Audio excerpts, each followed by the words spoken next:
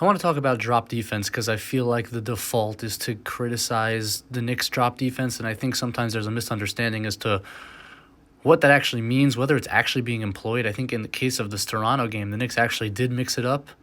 I'm going to show you 3 examples of a Van Vliet-Siakam pick and roll. The Knicks treated differently every single time, and yet it resulted in a 3 in each scenario because there are weaknesses inherent in any coverage, and the Knicks did try to mix it up, and I don't necessarily think it's a fair criticism to say that they overdid the drop coverage in this game.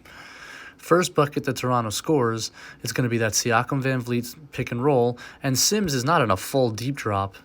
I mean, this is not bad positioning, and it's a good contest by Grimes as well. I mean, it's also great shot making by a really good shot maker. But okay, you can say he exploited the Knicks drop defense there. Same exact coverage later in the first quarter, same exact pick and roll, Sims and Grimes. This time, better job by Sims to get to the level of the screen, so that's not what you would call standard drop defense. He's not. But Grimes is chasing over because it's not a switch.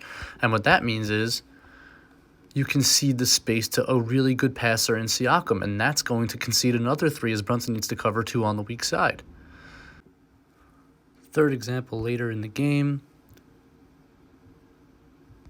Once again, you have that too high set where there are 2 potential screens. Siakam is the one that's going to end up setting the screen as Van Vliet's going to choose that side, and now it's Randall who's on Van Vliet, notably.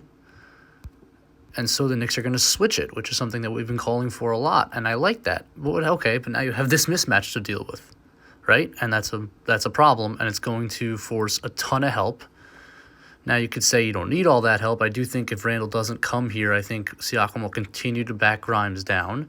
It's not really a good scenario. There's a weakness inherent in switching as well, especially with the smalls the Knicks have.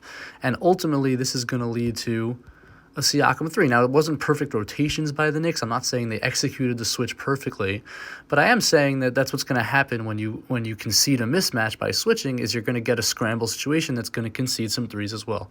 Point being, I think the Knicks rightfully play a lot of drop because their personnel fits a drop scheme very well, and I think they are trying to mix it up without Mitchell Robinson, and I just wanted to kind of address that criticism and say I think it's overdone a bit. I think the Knicks do mix it up when they have to, and sometimes you get beat either way.